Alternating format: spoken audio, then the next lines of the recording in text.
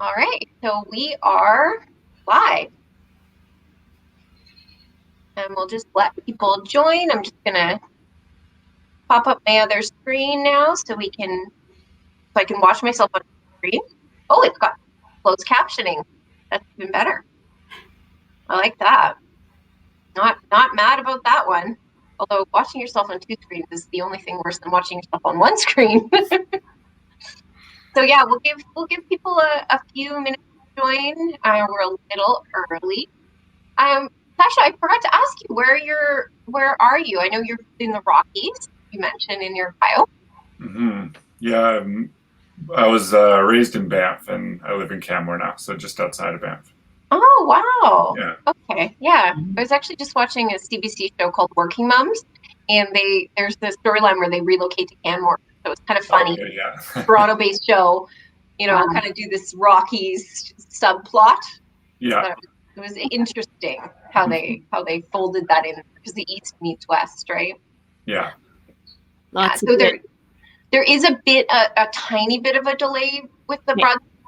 broadcast, but it's not. It's like a millisecond. So I'll be watching the chat and as much as I can. Okay, gonna let a couple more people join, and of course, Steph, you are in Nelson. I am. Yeah, so we've got quite a few people both in BC and Alberta. Our highest numbers come from Winnipeg, which is no surprise, from Toronto, which is no surprise, and also from Alberta. So Yeah. Edmonton and Calgary, really, really Awesome. big SheCann representation out there. Mhm. All right, you know what? I think we'll get started because we know that this is going to be available for replay. So if you're joining us tonight, my name is Ashleigh Brown, and I'm very pleased to welcome Sasha and Steph to discuss all things lab with you. And if you're a science nerd like I am, you'll know that your cannabis is so much more than the plant and so much more than the bud you bring home. And we're going to talk a little bit about how we dive into the science of the plant and how that plant that ends up in your hands gets tested, and also how you can test your own homegrown product, which is something we're really excited about this year. And Sasha has lots of great information a little bit later in the broadcast to share with you all. So I am very pleased to introduce Steph Ostrander. She is an account manager at Keystone Lab, and she is the co-founder of Women Grow Edmonton. She has done so many amazing things for cannabis networking, especially for women in Green Spark. She works with 45. She's been with Keystone Labs since 2018, and she is a powerhouse. I've had the fortune of meeting her in person, and she is as vibrant and wonderful as you can imagine. So we're very pleased to have a really generous, really empowering woman on the other side of the screen with us today. And I'm also extremely happy to be able to introduce you to Bashan Hawkenhall of Keybox Lab. And he is based in Banff, and he's a relatively new dad, I guess we'll say, with a year and a half Yeah. old human. That's still relatively new as it goes, and comes with over a couple decades of management experience, leadership, and also is the head and shoulders and heart, I believe, of HempFest Canada. So some of you may be familiar with the HempFest Canada events, which have been all over Canada and certainly very, very popular in Winnipeg and Calgary and Edmonton. We've had great experiences there as well. So very happy to introduce the two of you today, and thank you both for coming. I'm really so pleased to have you with the SheCann audience to share all of your knowledge with everyone. Thank you. Thank you. So I figured we'd start by talking a little bit. Sasha, we're gonna give you some mercy and let you let you go to the green room, and then Steph and I are going to talk all things inside the lab for a little while. So I'd love for you to explain for those of us who've never been to a lab, which I think is probably 99% of us, and those of us who know and love Canadian cannabis. What is it like inside Keystone Lab? What does average Health Canada approved lab kind of look like? feel like? What are you guys doing on a daily basis? Right. I think labs are actually a lot more complicated than people realize, especially a GMP lab. There is a step and a very precise process for everything that we do. So we have actually 3 parts to our lab. We've got a microbiology lab, and then we've got what is called the old lab. And then we have the new 6,000 square foot cannabis lab, where we've got all the, kind of latest equipment for testing cannabis. And we've also got lots of tables and benches to process the sample. So, everything from very scientific, big pieces of equipment to centrifuges and, special machines for doing the cleaning of equipment, like beakers and test tubes. We've also have what is called a clean room, because as well as testing cannabis, Keystone Lab tests other drugs, including what we call injectables. So we actually test like chemotherapy drugs even. And so we have a very specialized clean room, and you have to be in kind of a hazmat outfit to be in there. So there's different parts to the company. And of course, it's super clean, as you can imagine, and lots of protective, PPE. And then there's our offices, our desks and offices and all of that. And right now, because of COVID, actually, we're running in 2 separate teams entirely. And the 2 teams don't cross paths while they're in the lab. And so we're running seven days a week like that. And the reason that we're doing it is if we do have a COVID scare, such as, a family member whose child got a phone call from school or anything, at least our whole lab really wouldn't be shut down. So it's challenging, but they've really made it work for quite a few months. They've been operating this way. So wow. Yeah. I mean, I guess that's such a big consideration too, because if those products are not being tested, that creates a bottleneck for everyone. It does. And not just on the cannabis side, as you're saying. I mean, when we're talking about other drugs as well. So really important to see that as essential work. And it sounds like you guys have something figured out that makes sense, because we're all living in that reality of getting that phone call, getting that letter, getting that email saying you've been exposed or there's been an exposure or. So that's really interesting. And I think, PPE is something you're obviously, you eat, sleep, and breathe long before this ever happened. So you're no stranger to, to a full set at this point. So I know one of the biggest things that for me, when I started really diving into my own medical cannabis, something I started to learn about were COA. So I'd love to talk about those, because some of, our members will know about them, and some will not have heard of them. And I will never do them justice explaining them or what they mean to the average medical cannabis patient or consumer. Right. Well, COA stands for a Certificate of Analysis, and it is issued by a lab. And essentially, it will say either particular measurements that you've reached or pass or fail, often in the case with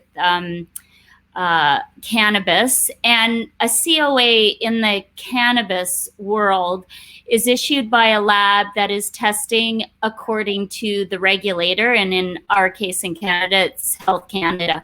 So Health Canada will define some of the limits, but also we have microbiology, and those limits are, I guess what we do is we pick them out of pharmacopoeias, which is like the Bible of pharmaceutical testing. And we do that according to what the client wants. If they choose to test their microbiology according to the USP or the EP, so the US Pharmacopoeia or the European Pharmacopoeia, and also which chapter they are taking their microbiology, what we call specifications out of.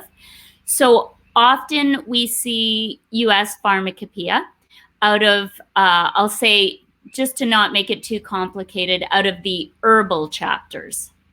Okay. So it sounds like there's more than one set of standards you can use or that you can see. So would I be correct if I was to really, explain this in the most basic terms? If I was talking to my kids, it's kind of like a report card for your product. Would that be about right? Yes, it is. And Ashleigh, if you'd like me to, I think you've got the COA, right?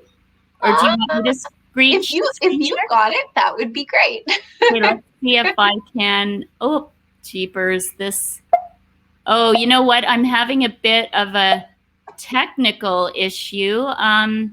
Hang on. Let me try to quit that. And of course, this is going to happen now. Oh yeah. And of course, me, I was not on the ball having it up either. So it's not just you.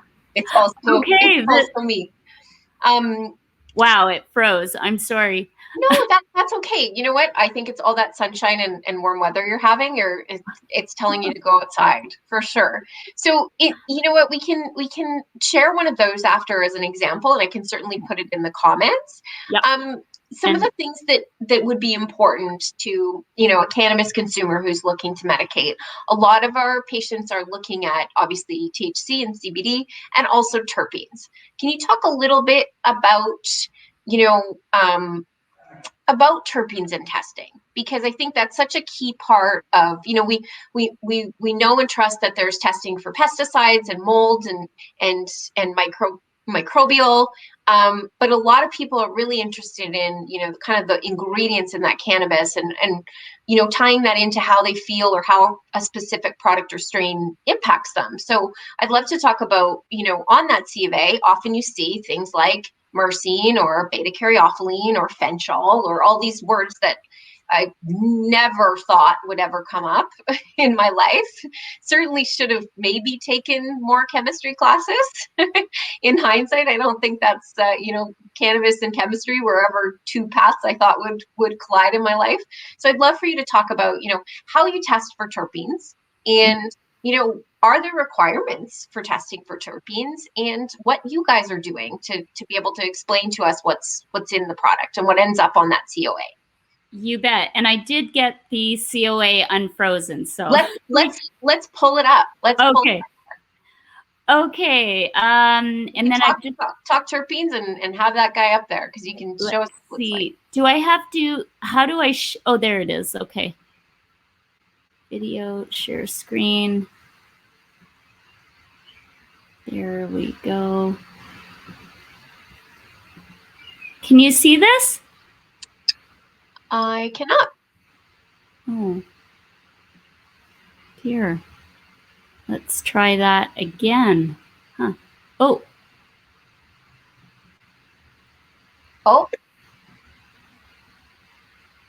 Is that working now? There you go. Great. Okay, good. Wonderful. So, Ashleigh, would you like me to kind of run through it line by line? Yeah, let's talk about it because I think this will be Great. the first time a lot of people have seen one. Okay, awesome. All right. So, I'll call it in the columns, we've got identification by HPLC. It says total THC, total CBD content. So in the methods, this is an SOP for our method at Keystone Lab, and every lab is going to have their own method.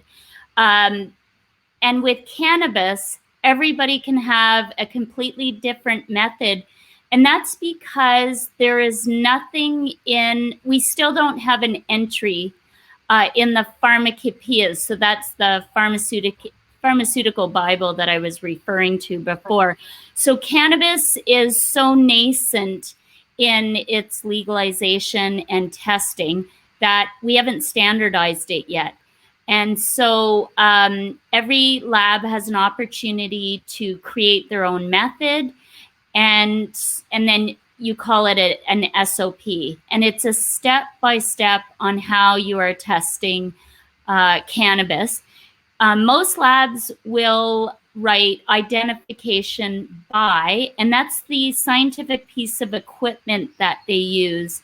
I would imagine most labs will use an HPLC, a high pressure liquid chromatographer, is what HPLC stands for. And it is essentially a machine that is looking at very minute molecular level. I'm not very good at explaining what the scientific equipment is. And I do have to be fully transparent that I don't have a science background. Everything I've been taught, other than my high school chemistry and biology and some geology in university, is from my great fellow colleague scientists.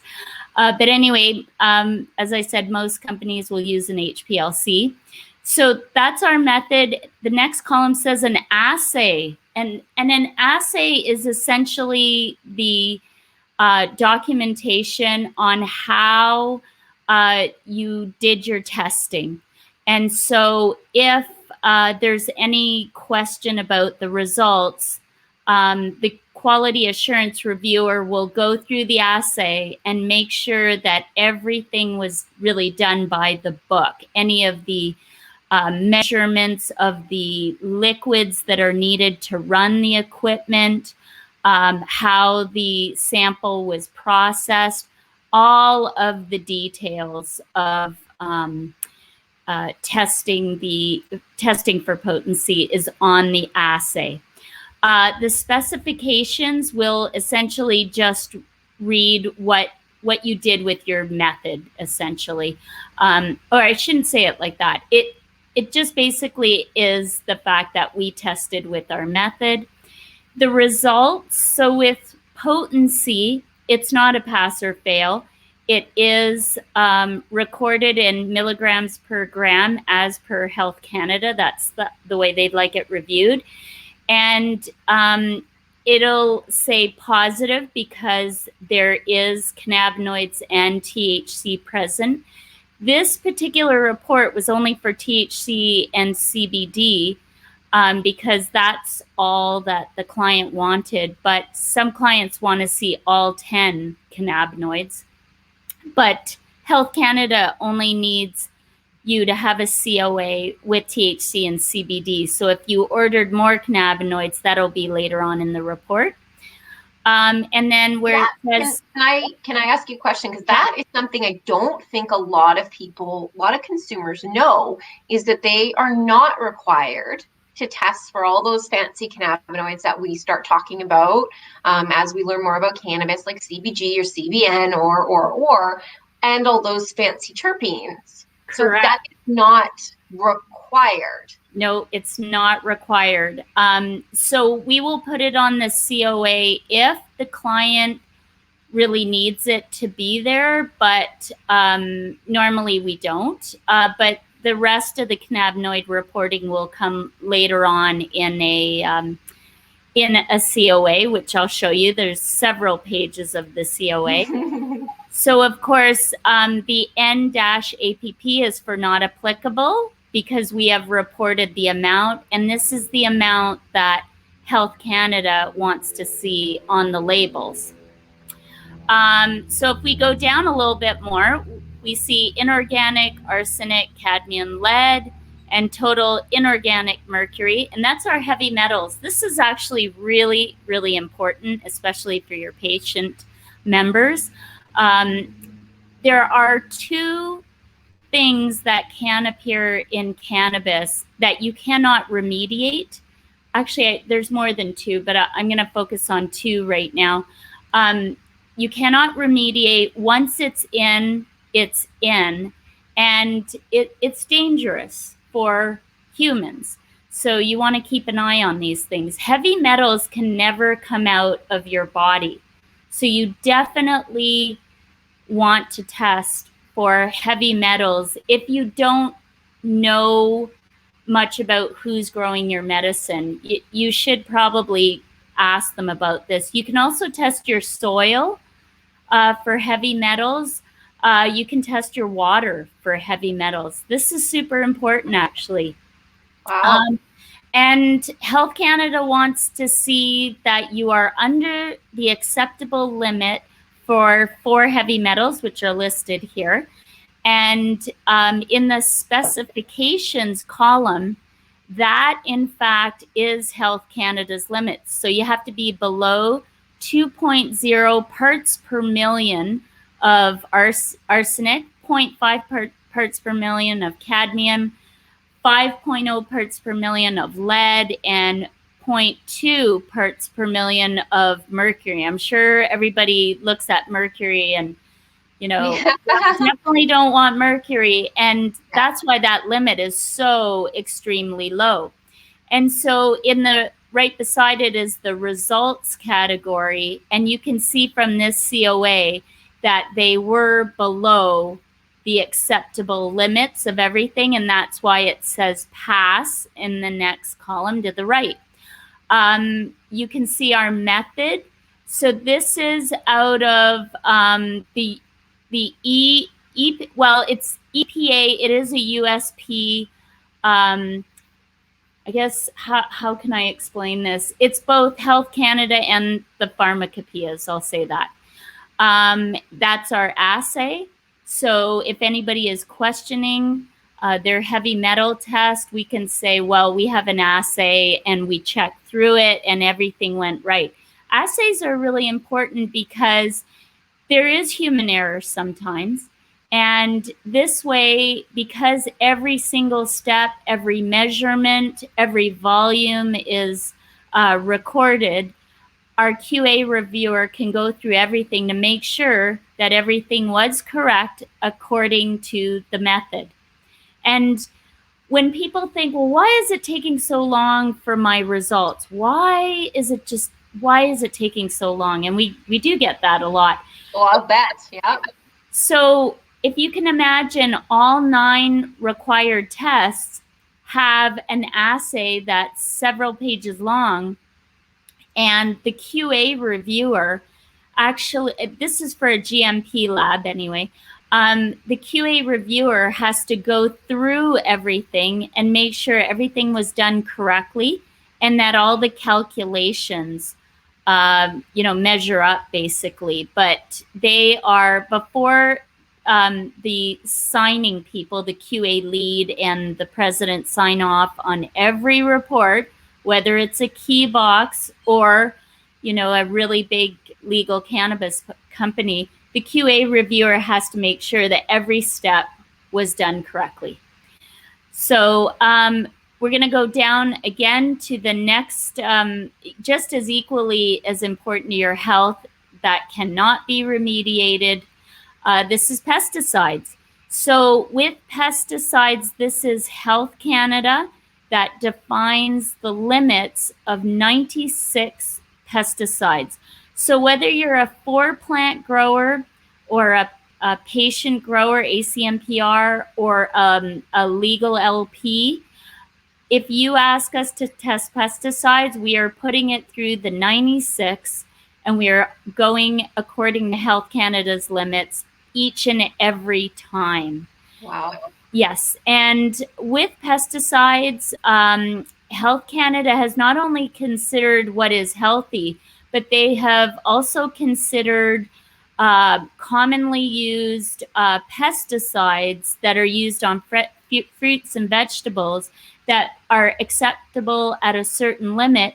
However, with cannabis, knowing that there's patients that are immune compromised and that the product could be ignited, so smoked or vaporized, they then have actually really low limits, because some are okay to digest at lower limits, but once they're ignited, they actually can be dangerous. There's a chemical composition that changes. A really good example of this is myclobutanol, commonly used in the unregulated market of the past, the legacy market, because it works so well with different pests and problems of cannabis. However, once it's ignited, its chemical composition does change. So it's unfortunately not acceptable anymore in cannabis, because of what we know about myclobutanol under combustion. So anyway, as you can see, the specifications, it says Health Canada's limits. With the results, we actually will go through on another page all 96, each and every one of those 96 pesticides. So we'll see that a little bit later so people can understand. There are a few other pesticides that are commonly used, in the legacy market for pests and, this and that. But people have to remember that, once they're ignited, they can be quite different.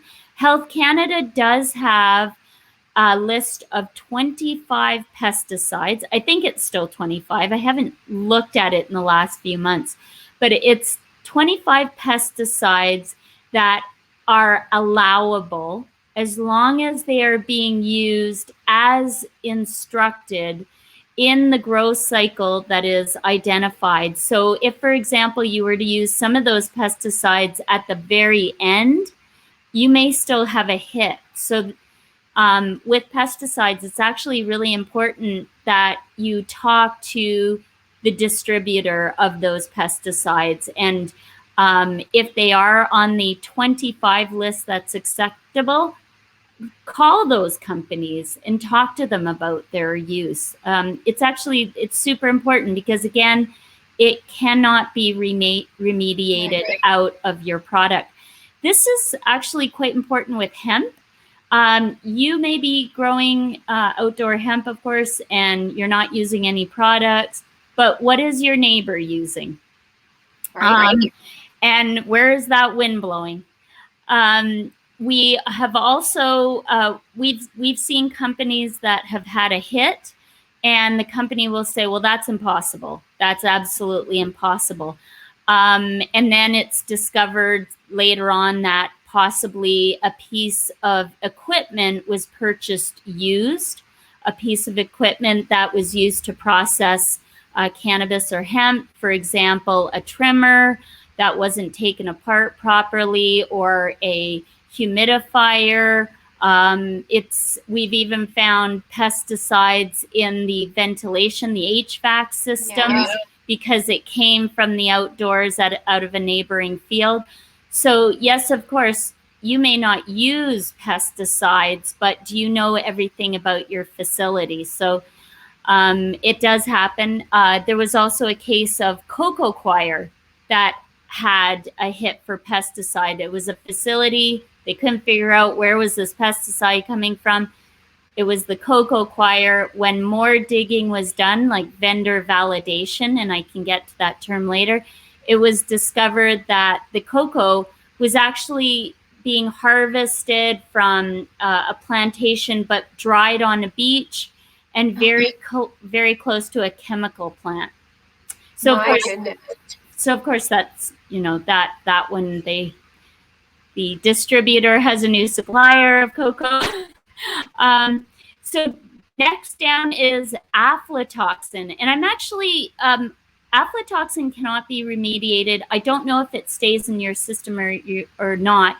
Aflatoxin is it's cancer causing, and it is something that appears in other crops. We do not see it very often with cannabis. We don't see it often at all. But again, Health Canada, their main concern is the health and safety of Canadians, and that's why they require testing of aflatoxins.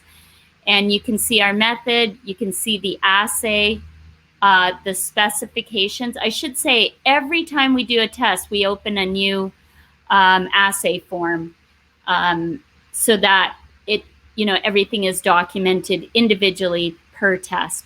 The specifications, these are Health Canada's. You can see the limits. This COA passed aflatoxins. If we go down further, it's microbiology. How am I doing for time? You're good. I think we can kind of you can talk a little bit about the rest on this page, and then maybe we can kind of just do high level on I know because all of those pesticides are listed, and yes. I'm learning so much because I have a kind of grasp of why, but I didn't know a lot of this, and I think it is very important also, not only when we're talking about where we purchase our medicine, but also when we're growing this crop, these are considerations that potentially, people are planting their 4 plants. They don't know what their neighbors are using, or maybe they're curious, or they're growing their own for medical purposes because it's more affordable and they've got a nice outdoor grow. Knowing this kind of stuff is so invaluable. So yeah, Steph, if you want to kind of just talk about E. coli and Salmonella, and we can go through the other pages and yeah, everybody's going to want to test their cannabis after this, so we'll have to talk to Sasha. Total aerobic count is your bacteria load, and total yeast and mold, that's self-explanatory. We do see mold. We do definitely see mold, and powdery mildew is a good example of when you will get a mold problem, facilities with humidity issues. Mold, I guess cannabis is quite susceptible to mold. So you really got to watch your airflow, your temperatures with indoor anyway. So not so common with outdoor, of course. So again, the method, we used EP for this one. It's more forgiving. And you can see that this failed for aerobic count and yeast and mold. It then passed Salmonella, but it didn't pass E. coli. So Salmonella and E. coli, super, super important, of course. It can make you extremely sick.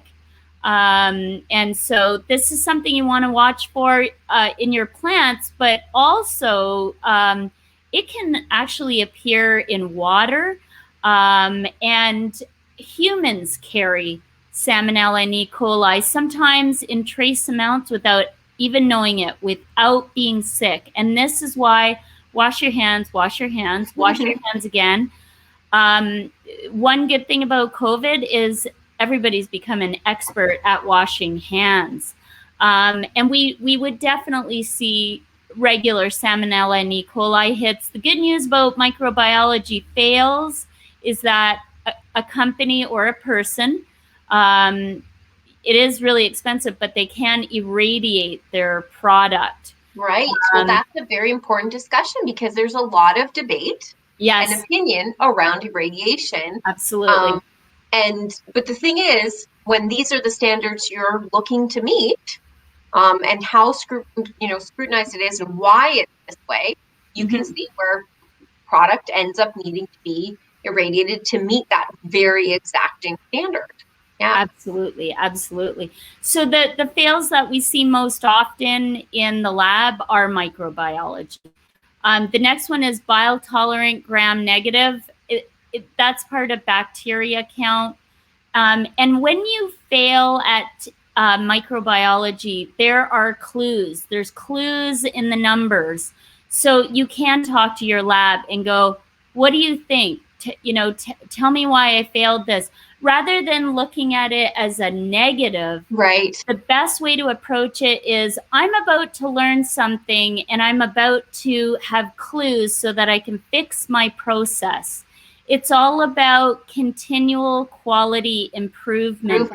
When I work with a new micro cultivator, for example, they'll say to me, oh my gosh, I have to pass. If I don't pass, what am I going to do? I won't be able to sell my product. And I will say to them, well, you do have options. And first you got to look at it in a point of view that you have a problem and you have an opportunity to fix it. You're getting real clues passed back to you. And so it's really important to call up your lab. And when you're choosing a lab, you should be asking them, are you going to have a conversation with me if I fail at anything? Because I do want to work on my continual process improvement. You know, if a lab says, look, we don't have time for that, or no, you got to figure that out, that's not our job. You know, that's one type of lab. Labs are super busy. They're very focused. You can't fault a lab for not wanting you to help figure out your own problem. But other labs will go, you bet, let's get on the phone. Let's look at these numbers.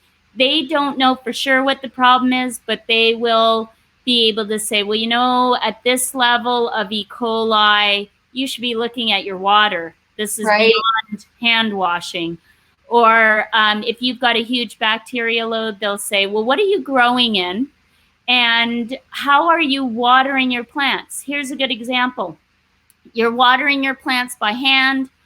You're getting dirt splashback, and your dirt is unbelievably amazing. You have done an incredible job, like, you know, worm castings and all of that. Super healthy, great soil if you're a patient. However, if you have a respiratory problem or you're a patient that is immune compromised and microbiology is really important for you, what you want to ensure is there's no splashback. Right. And you want to almost have a cover between your dirt and your plants, or figure out a better irrigation system. There's a really amazing plant scientist in Canada who works in cannabis. There's many, but this one in particular, he's just a super individual that will talk to you. And Ashleigh, you should really have him on your show. His name is Av Singh. Oh, yes. What yes. a wonderful human being. Right. I've had the pleasure of meeting him before, and it sounds like maybe I just scratched the surface of so much of what he's got to offer. And it's interesting how these conversations really go from the lab, you know, to the patient at the end of the day. And I think that's a really important insight into, you know, looking at this as continuous improvement. I hear that from so many of our new and novice growers, and in our, you know, sister group now, She Grows, is, you know, it is continuous improvement, right? So seeing all of this in black and white is kind of representing that journey that this plant is taking, and all the steps you can kind of go, okay, this is where this is important to me, or this is the intent of this product. And you know, of course, you know, I'm dying to scroll on now, because for sure. Here we go. Oh, much. Oh, yes. So this is cannabinoids. This is the money shot of the. There's the money shot. So there's the 10 cannabinoids. CBG, really interesting. We have patient growers that work with us that try to optimize their CBG levels and try to find a balance with THC. So as your CBGs go down, your THC is going up. So when I see somebody who they'll say, you know, my THC was lower than I thought. And I'll say, well, why do you have so much CBG? Is it possible that you harvested too early? Right. Yeah. But then, of course, with patient growers, they're like, I want CBG. I don't want super high THC. So and then CBN and CBC, we do have some patient growers that work with us that are looking for those as well. And, you know, we have a lot of, what would you call it, like miniature Einstein growers who are constantly doing all kinds of neat research, like constantly. So it's really neat that way. This was a CBD rich product. It was probably hemp, actually, because the THC is BLQ, below quantitation level. Right. So we're going to keep going. There we go, 96. Oh. We've got the aflatoxins to the top left, the mycotoxins, that's another word for it, and 96 pesticides. It says below limit, but you'll also see that we followed the EP, or well, not the EP, sorry. We followed the limits of quantitation for the pesticides, and that this is Health Canada's acceptable limit, and everywhere they fell below it. So they passed. And that's this report. So that's how it's going to look. So the most important question I have for you, Steph, is before we start talking about testing your own cannabis with Sasha, can you recite in alphabetical order all 96 of those pesticides? No, I can't. But when I do see a report with a hit, I will go look it up and just to see, like, how would that pesticide have found its way into this product? Yeah, it doesn't sound quite so nefarious as one might assume. When we, previously, obviously in the ACMPR, there were cases that made the news around pesticides. So it's still a topic that we talk a lot about, and a lot of patients felt a lot of insecurity and betrayal around this, which is where these documents become so powerful in terms of transparency. But there's a lot of nuances, and that's what I'm hearing you've seen and experienced with people, is that it's not just that they were, cloak and dagger pouring mycobutanol all over everything. There were cases where they didn't even know that it was in the ventilation, or they didn't even know that it was on the equipment. And I think that's the case. Lesson learned, continuous improvement, and having a good GMP lab that knows what they're doing is also willing to have that dialogue is good for business, and it's good for the consumer. So thank you so much for what was a really, I've got to go and now process all of this information, because I've looked at these, a lot of times. Honestly, I've looked at a lot of COAs. When I worked at Strain Print, I would skim for them and try and pull out those relevant cannabinoid and terpene amounts that are so important. And, I've learned so much. And I think, as we kind of get into growing season, there's a lot of people who are, they're starting to look at, well, what is in my cannabis? Or, I got these seeds, I gifted these seeds from so-and-so, or I purchased, from an LP or from my retail store. Now we've got, people like Kylie Beaudry who are, who've got Parkland flower, and they're selling their seeds. They want to be able to follow that right from seed to the lab. And so I'd love to talk. We're going to bring Asha back to talk about this with us. And I think Sasha can probably talk about the terpenes. This COA didn't have terpenes, but the Keybox does test for 30 terpenes. So I'll let Sasha talk about those, or he and I can tag team, either way. Yeah, so Sasha, I know, I think I'd like to talk a little bit about, kind of the Keybox, which is going to be new for a lot of people, and where this whole conversation actually stems from is the fact that we are seeing year over year more and more of our members say, hey, I want to try my hand at growing. And sometimes that means getting a medical authorization to grow, and sometimes that means growing their 4 plants. Sorry. But alongside that, well, I'd love to know what's in it. I just like this. I'd love to know what's in it. And a lot of people don't know that they have, these verified options that they can do, and you have expanded that. So love to kind of talk about, what Keybox is, and how people can get their hands on it, and who might want to be testing about it. So the Keybox was actually created by the Keystone Labs team, and I kind of came into the scene because we've been working together since I started HempFest. I've known Steph, and she's been a bit of a mentor to me in the industry. They had the Keybox. They started that piece of the Keystone Labs company, and we wanted to get involved and try to bring it to the next level and bring it into our events and all those kind of things. So that's why we're involved with the Keybox now. And what the Keybox does is it gives growers the opportunity to get testing on their cannabinoids and their terpenes. That's where That's That, you know what, that's what the product is essentially. Yeah. that's where I first heard of it. I can actually remember, I was at Hempfest in Calgary 2 years ago, and there was Steph, and there was Jody, and there was Rod at the booth with Keyboxes. So that was kind of the first I'd heard of it. We had a member of SheCann who, was stage 4 breast cancer. She was growing her own medicine. She was looking for, for specific therapeutic levels.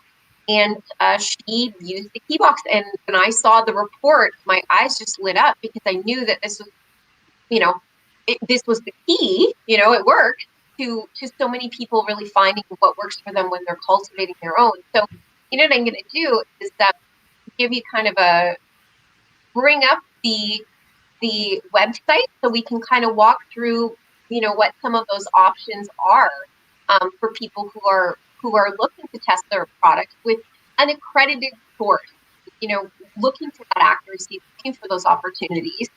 And it looks like, first of all, it looks like sale. So that's important. But maybe let's talk about the different options here. We have the flower test kit, we have the oil test kit. We have a lot of members who make their own oil. I'm always curious about what's in extractions. My brother has made me some oil before, and from his plants that he cultivated, and also now the rapid at home, which is something people have been asking about. Up until yesterday, people were asking. Yeah, so the 2 premium boxes are where you're going to get, they're going to go back to the lab. So the shipping's included in both directions. You're going to get the box, it'll come to your house, you'll get the instructions. And what you're going to do is you're going to prepare your sample, close up your box. There's a shipping label in there, and it's going to go back to the accredited lab. So in Canada, that's going to go back to Keystone Labs, and then in the US, it's going to go to Confidence Labs, which is out of Washington and California. So that's the premium one where you're going to get 9 cannabinoids and 39 terpenes. So you're going to see the full profile on any of those that are showing up in the machine, obviously. And then the at-home rapid test, that one is just going to test your CBD and your THC. And what it is, it's kind of like testing the water in your hot tub. Yeah, there you go. So that chart, there is room for error, right? Because you're testing on the chart and you're looking at it. So you're only going to get your CBD and your THC with that test. But you get three test vials in that box. So you're able to test 3 plants for $55 right now. And that, again, shipping's all included. We always include shipping with all of those things.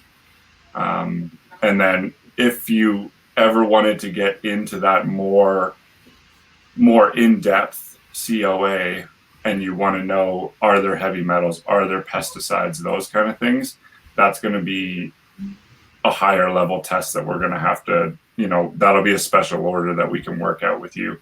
But those tests are a lot more lab intensive. So there's a lot more labor in them, and therefore they're a lot more expensive to get those tests done. But yeah, if you're looking to find out what are the pesticides and those kind of things, so maybe you've been growing the same strain for 10 years and you really want to be like, okay, what is in it in its entirety? Let's look at the pesticides. Let's look at the heavy metals, do all that. We can do that, but then it would be kind of a special order above the premium box there. Right. Yeah. So it sounds like there's lots of different options, which is nice because not everyone is going to want the same thing. Ultimately, when people are growing, they really want to know, did I get a light beer or did I get a wine? Did I get, 40 proof alcohol, or did I get, something non-alcoholic even, right? In hemp. So it's really exciting to see the rapid at home test. And they, just to confirm, that is testing for THC only, not THC and CBD, correct? That one, there's THC and CBD with that one. Okay, perfect. So the at home is looking at both THC and CBD. Yeah. Okay, yeah. Perfect. Perfect. No, that's really helpful. So The yeah, so how, like, if I get this box and I'm testing my own cannabis, and I'm hoping that I do it properly, because that's gonna be key. Um, what how long I'm popping it in the mail to you? How long until I get these results back? staff. So from the time that we receive the Keybox, it's usually about, I think on average, about 7 or 8 days. Sometimes if the stars line up and terpenes are being run the day after potency, you might get your results really fast. But we really like to just say, don't call us until about 10 days. Chances are you'll have it by then, but I'm sure you have some eager beavers who are really excited to get those results back. Right. But that doesn't seem, understanding the process and going through that with you, knowing how terpenes, get tested and everything else, it's that doesn't seem too long to wait. And also, I mean, good growers are patient, because that's by design, right? You're growing the plant. So, waiting for that information, is really important. And I think that there's so many opportunities. I remember the first time I saw this in person, and I just thought, like, how incredible is it to be able to, we have so many groups. I noticed that the one thing, I remember when you guys came out with the oil test kit, the rapid test kit mentions edible. So, or did I get that wrong? Yeah, you're able to, same thing. You're able to add oil. So there's basically the two vials there, Right. and then there's a solution in. Well, there's a bunch of grains in vial B, and when you add the solution to it and mix it up, that's when you get the color coding. So you're able to kind of add any soluble cannabinoid to B there. So your grandma's brownies, you can decide just how potent you want to make those for her, and make sure you don't give her the wrong ones. I can foresee a lot of people really embracing the idea of being able to test at home, and also the idea of being able to get that terpene profile in the premium kit. So, do you have any kind of personal experiences you could share about things you saw pop up, like, stuff, Sasha, like, where you were really surprised, or people said to you, "Whoa, I thought this was one thing and it was completely different." Does anything come to mind? definitely. Sorry, the sun, I did not. That darn sun in BC, Yes, definitely. We do get patients that will say, I harvested and it felt like there was nothing. I was told, or it was on the package of seeds, that it would be this and that. And we test it and they'll say, "Are you sure?" And I'll say, "Well, okay, we'll review our assay if you really think that, there's an issue here." Or sometimes people will take their sample to another lab to confirm, but that it's not unusual to have a product that is not what somebody thinks it is. Definitely. And in the case of CBD and THC, especially with patients, it's absolutely vital that they know exactly what's in their product. It is absolutely vital. Well, it's interesting that you mentioned that, because there was a recent article about in Chatelaine, actually, that just got published, talking about growing your own cannabis and how people could start. And one of the things that the journalist and I talked about was the idea that you don't always know what you're getting, and we have so many people wanting to grow CBD, right? Mm-hmm. And so, last year, my brother had sourced some seeds. He was really excited about getting a lot of CBD biomass, and he loved up these plants. He did a brilliant job of growing them. And he extracted them into oil and gave them to me as a guinea pig. And of course, I take a boatload of CBD per day because I have epilepsy, and that's one of the that helps manage my seizures. And that plant was not it was not CBD. Right.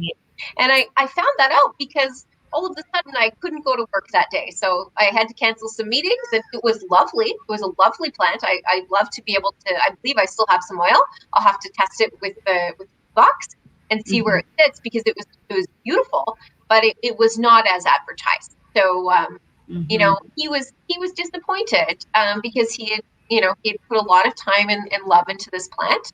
But I think even more so is this idea of continuous improvement and wanting to know what's in your medicine. So I think that's just so empowering to people to be able to have these options. And I'm really just so grateful to both of you for coming on and sharing all of this. And if it's okay with you, I would love to open up for questions and see what people have to say. On that note, real quick about the CBD, if you check out the HempFest Cup on hempfestcanada.com, we have a couple cup contestants that have been winning the highest CBD for the last few years. I believe one of the guys is out of Nelson there.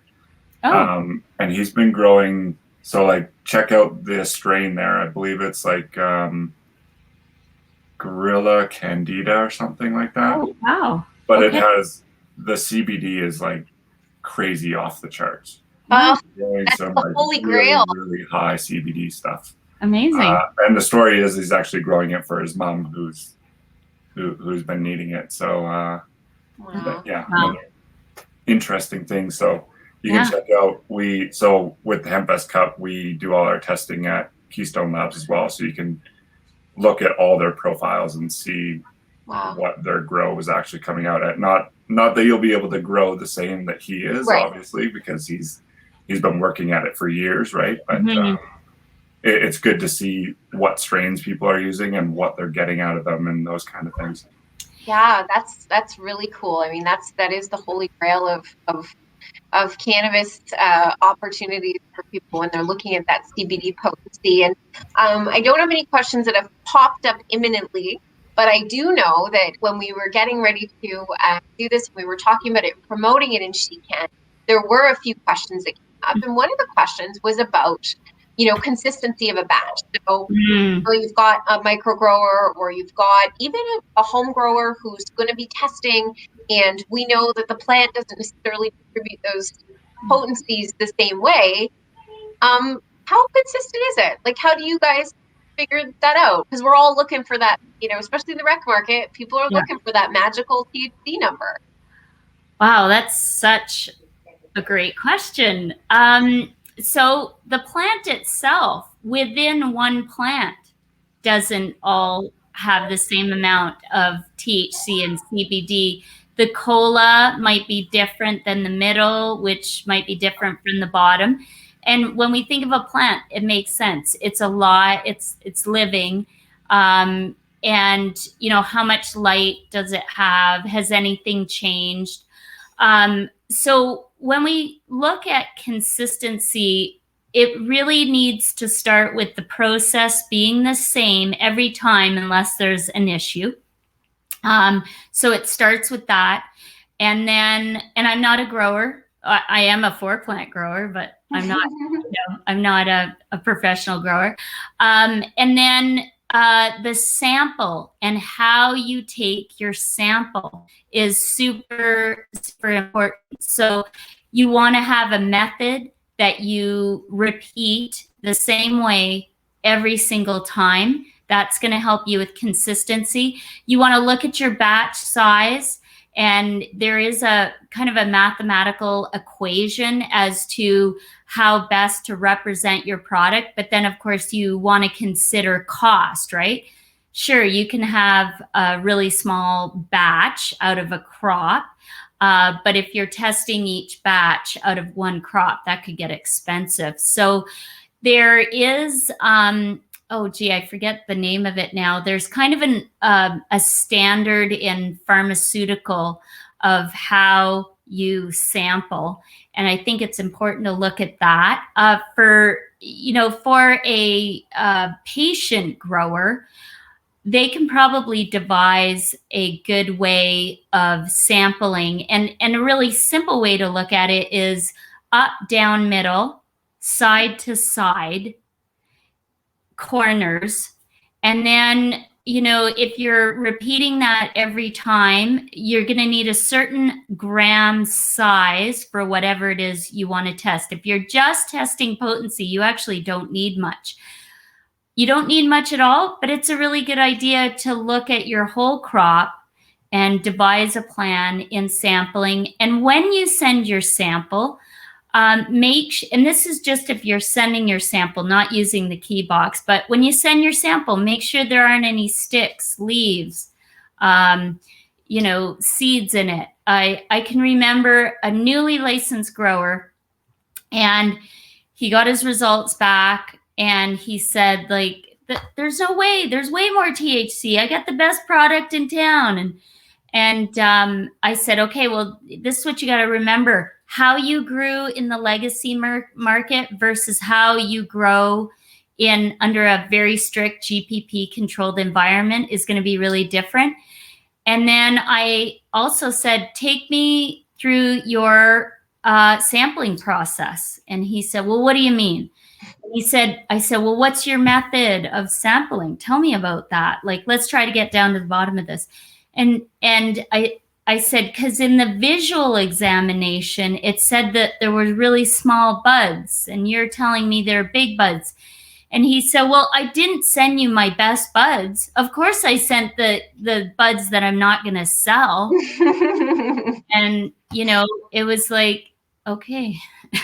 Yeah, he wasn't putting his best bud forward. And that is such a simple thing, but it makes so much sense. Yeah, no. You don't think of it until you have to, kind of. Right. Well, and lessons learned from a good lab, right? Like, that's that dialogue that you're having. And I'm sure that's something through the HempFest Cup you've seen too, Sasha, is like those growers live and learn, and those pieces of the process move forward as people understand kind of the nuances of that. So I think that's really interesting. And I want to let everybody who's watching know, and I know that there's going to be a lot of replay on this too, because we've got a lot of busy people who, maybe don't watch it live and then go and find it. And then I go and reference it. I just moved the computer and it froze again. Oh. We're sorry. No, that's okay. It's all that sunshine. So I wanted to let people know that Sasha has very generously offered the SheCann community and all the viewers a discount on the Keybox. So the already on sale Keybox will have an additional code. You can enter this, I guess, at checkout. Is that right, Sasha? Yeah. So the discount code is SheCann, which is simple enough. No one should be able to forget that. I certainly can't. And thank you so much. I mean, you're really empowering us to, take our medicine to the next level this growing season. And I know there's a very special subsect of our community and She Grows who will be just thrilled to have access to this. So for those who want to check out more, they can go to keyboxlab.com and kind of do a dive into what the offerings are and make those purchases. I'm certainly thinking about all the things in my house I can test. I'm also thinking about all that old weed I have from like 2017. Like, I'm just like, are there terpenes still in here? Why does this smell like hay? Is it dust now? Because we all have that. Like, everybody has. I have a member, and I wish she was watching. She isn't, but her name is Edith, and Edith had weed from 1986 that she consumed, I think almost 30 years later. And just so everybody knows, it still did the trick. So whenever I think of, that weed we have kicking around, I'm always thinking I'd love to see a COA on it, and I'd always love to understand, how her weed stood the test of time. So people who want to learn more about Keystone Labs can check out keystonelabs.ca. And please, when we get to do things live, I can't wait to see you again and meet you in person, Sasha, and see you again, Steph, so we can talk about all things, all things cannabis, all things community, and now all things 96 pesticides. We're gonna have to make it a party trick to be able to just list them off. I'll put it on my bucket list. So do you guys have any final words that you want to say to people? Any words of wisdom or anything you want to share? On the testing thing, also, we're always looking for more women to get involved in the HempFest Cup, and we do offer testing there as well. And then our judges also get a chance to give you feedback on your bud and all that kind of stuff, and that's coming up in September. So. Oh wow! Okay, so we have an award for best female as well. So you and I need to follow up, and we need to talk about that, because I know 400 and growing, no pun intended, female growers in this country who many of whom will be very excited about that opportunity. So you and I will have to connect. You can send me all that information, and I'll connect you with the leadership over there too, so you can really make use of that. That sounds like a really great opportunity. Steph, do you have anything you want to add? Oh, hold on, you're muted. There we go. I just wanted to thank you so much for just being a leader of this incredible community and everything that you have done for the cannabis industry. It's absolutely remarkable, and I'm just a huge admirer and so grateful that you are part of my community. So thank you, and thank you to Sasha for joining me. I love working with Thanks, Sasha. both of you. And thank you both. Yeah. Thank you for your kind words, and most of all, thank you for your time and for being so willing to share, this knowledge with everyone. And yes, thank you both. Be well. And we're gonna sign off now, so everybody can take a breath, and you can go enjoy that sunshine, Steph. And if anybody needs to contact me, Ashleigh, you can put my email up. Absolutely. And any of my social media handles. Yeah, I will grab them and add them to the broadcast so people can find you. Okay. And thank you all so much. Thank you, everybody. Bye.